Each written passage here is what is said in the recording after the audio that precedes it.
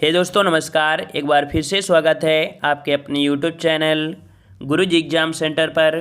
तो दोस्तों हम यहाँ पर हिंदी का टेस्ट लगाएंगे और इस समय जो आपका है इसमें कह सकते हैं कि आपको हिंदी के पुरस्कार जो हैं है ना, ज्ञानपीठ पुरस्कार, व्यास पुरस्कार, ये हमने अपलोड कर दिया है। कुछ पुरस्कार आपके हैं उनको आपको कल या परसों में आपको मिल जाएंगे, तो उनको भी कंप्लीट कर सकते हैं। आपकी हिंदी साहित्य जो आपकी होगी वो आपके लगभग इसी टाइम में आपको देखने को मिलेगी, ठीक है। और जितने भी आपके टॉपिक हैं उन टॉपिक का भी टेस्ट आपको इसी समय आपको देखने को मिलेगा डेली, ठीक है।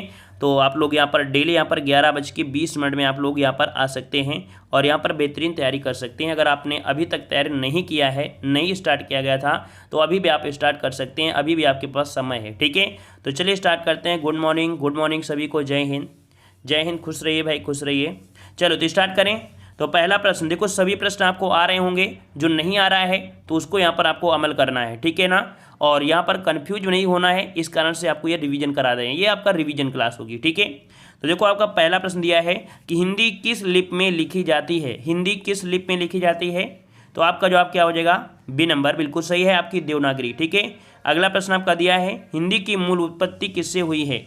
हिंदी की मूल उत्पत्ति किससे हुई है, यहाँ पर देना है सही जवाब क्या हो जाएगा। तो यहाँ पर आपका जवाब क्या हो जाएगा? इसका जवाब हो जाएगा ऑप्शन आपका डी, सौर सैन्य अभ्यारण से। किससे हुई है? सौर सैन्य अभ्यारण से, ऑप्शन डी हो जाएगा। अगला दिया है हिंदी दिवस मनाया जाता है, और हिंदी दिवस आप सभी लोग जानते हैं, हिंदी दिवस मनाते हैं कब? तो आपकी 14 सितंबर को, ठीक है। ऑप्शन यहाँ पर आपका ए हो जाएगा। अगला प्रश्न आपसे दिया गया है कि बच्चों में भाषा प्रयोग की दक्षता विकसित करने के लिए आवश्यक है। मतलब बच्चों को भाषा के बारे में अच्छी तरीके से दक्ष किया जाए, है ना, उनके विकसित करने के लिए क्या आवश्यक है, क्या क्या करना चाहिए। तो उन्हें सुनने और बोलने की पूरी आज़ादी हो, उन्हें कविताएं याद हों, उन्हें मुहावरे याद हों, वे किसी वक्ता के साथ रहते हों, क्या करेंगे। तो यहाँ पर याद रखिए, बच्चों में भाषा प्रयोग की जो दक्षता विकसित करने के लिए सबसे पहला पॉइंट होता है क्या? उन्हें सुनने और बोलने की पूरी आज़ादी हो, तभी वो कह सकते हैं कोई भी भाषा आसानी से वो यहाँ पर पढ़ सकते हैं। इसका ऑप्शन आपका ए हो जाएगा, ठीक है। अब मान लीजिए वो अंगा है, उसे कुछ आता ही नहीं है, अगर उसे वक्ता के पास रख दोगे तो क्या जरूरी वो बन जाएगा? ऐसा तो नहीं होता है कि इंटेलिजेंट बॉय के पास अगर कोई रख दो तुरंत हो जाएगा, हाँ थोड़ा परिवर्तन जरूर आएगा, है ना। चलिए आगे बढ़ते हैं। प्रश्न आपसे अगला है कि हिंदी भाषा किस लिपि में लिखी जाती है। हिंदी भाषा किस लिपि में लिखते हैं, तो अभी आपने देखा कि हिंदी भाषा आपकी देवनागरी लिपि में होती है, ऑप्शन आपका सी हो जाएगा। अगला दिया है हिंदी दिवस किस तिथि को मनाते हैं, तो इस प्रश्न का जवाब आपको कमेंट बॉक्स में देना है, अभी हमने बताया भी था। अगला दिया है भाषा के शुद्ध रूप का ज्ञान किससे होता है। भाषा के शुद्ध रूप का ज्ञान कैसा होता है, तो आपके व्याकरण से होता है, याद रखिए। इसका राइट आंसर आपको हो जाएगा कौन सा? बी, व्याकरण से होता है। अगला है हिंदी के अतिरिक्त कौन सी भाषा देवनागरी लिपि में लिखी जाती है। चलिए बताइए, 8 नंबर बताइए कि हिंदी के अतिरिक्त कौन सी भाषा देवनागरी लिपि में लिखी जाती है, तो क्या बन जाएगा? तो यहाँ पर आपका जवाब बने कौन सा? ए नंबर, आपकी नेपाली। कौन सी होती है? नेपाली, ऑप्शन आपका पर ए हो जाएगा। अगला आपसे क्वेश्चन पूछा है बहराइच, सुल्तानपुर, रायबरेली किस बोली के क्षेत्र में आते हैं। देखो सुल्तानपुर, बहराइच और रायबरेली, और रायबरेली से याद रखने का ये आपका कहाँ पर है, तो यहाँ पर आपका हो जाएगा अवधी बोली। कौन होती है? अवधी बोली होती है, ठीक है, डी नंबर। अगला प्रश्न आपका दिया गया है निम्नलिखित में से कौन सी बोली पश्चिमी हिंदी के वर्ग में नहीं आती है। तो पश्चिमी हिंदी की आपकी जो आपकी हैं कितनी बोलियां हैं? आपकी 5 बोलियां हैं, याद रखिएगा। और इनमें से आपके देखा जाए तो आपका जवाब कौन सा बनेगा? यहाँ पर देखो आपकी ब्रज भाषा भी आती है, कन्नौजी आती है, बुंदेली आती है, लेकिन आपकी अवधी भाषा नहीं आती है। अवधी जो आपकी आती है किस में आती है, तो अवधी, बघेली और छत्तीसगढ़ी, ये आपकी आती है पूर्वी हिंदी में, है ना। पूर्वी हिंदी की आपकी जो होती है वो आपकी 3 होती है, हमने बताया था ABC, अवधी, बघेली और आपकी छत्तीसगढ़ी, ठीक है। आगे बढ़ते हैं। निम्न से कौन सी बोली पूर्वी हिंदी के अंतर्गत नहीं आती है। अब देखो आपको पूर्वी की हिंदी के अंतर्गत नहीं आती, तो आपको साफ साफ दे दिया गया है ना। कौन? अवधी आती है, बघेली आती है, छत्तीसगढ़ी आती है, लेकिन आपकी मगही नहीं आती है, बिहार से संबंधित है, ठीक है।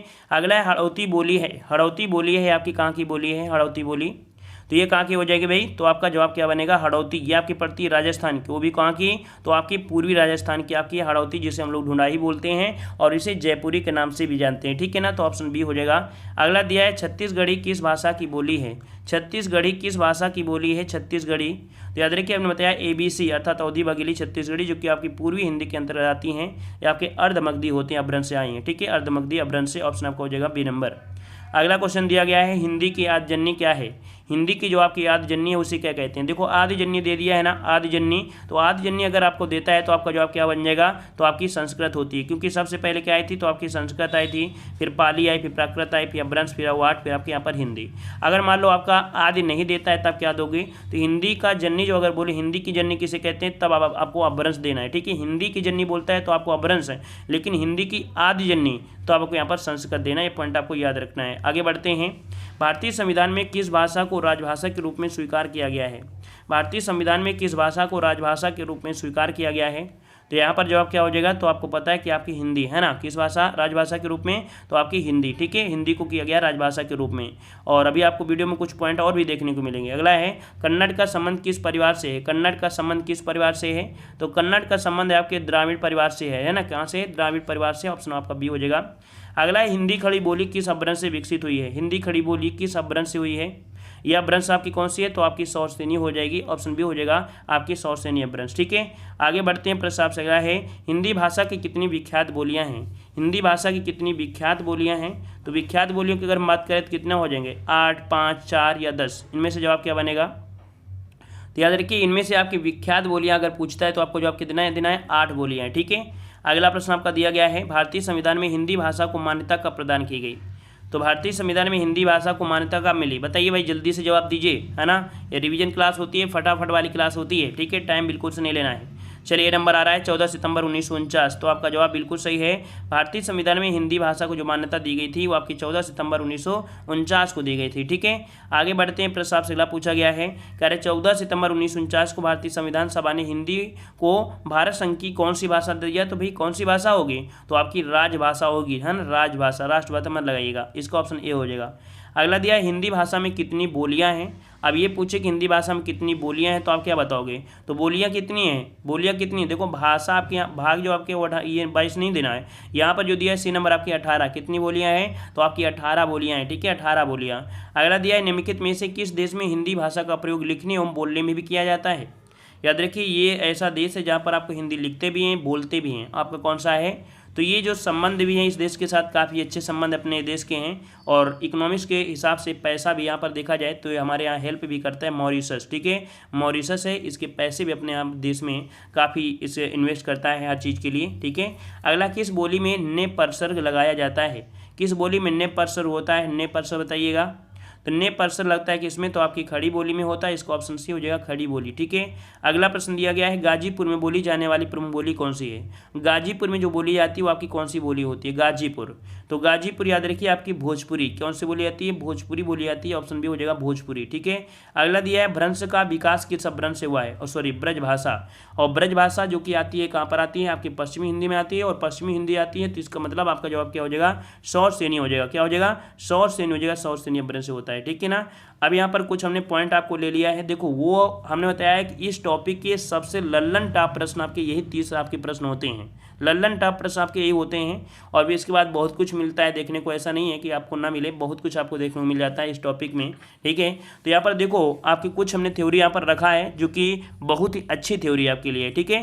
कह रहा भारत में अनेक भाषाएं बोली जाती हैं, किसी भाषा में संविधान की 8वीं अनुसूची में शामिल, मतलब कोई भी जो आपकी भाषा है ना, वो आपकी 8वीं अनुसूची में शामिल किया गया है। संविधान के प्रारंभ में केवल आपकी 14 भाषाओं को राजकीय भाषा का दर्जा दिया गया था, वर्तमान में कितनी आपकी 22 भाषाओं को मान्यता दिया गया है, वो इस प्रकार से आपकी दी गई हैं, आपकी ये 22 आपकी, इनको आप पढ़ सकते हैं, ठीक है, स्क्रीनशॉट लीजिए और कर सकते हैं। इन सब में हिंदी एक ऐसी भाषा है जो देश के 10 राज्यों में बोली जाती है, इसलिए हिंदी भारत की राजभाषा है, मतलब सबसे ज़्यादा देखा जाए तो हिंदी बोली जाती है आपके 10 राज्यों में, इसी कारण से सबसे ज़्यादा बोली जाने वाली कौन होती है, हिंदी, इसलिए हिंदी भारत की क्या है, राजभाषा है, ठीक है।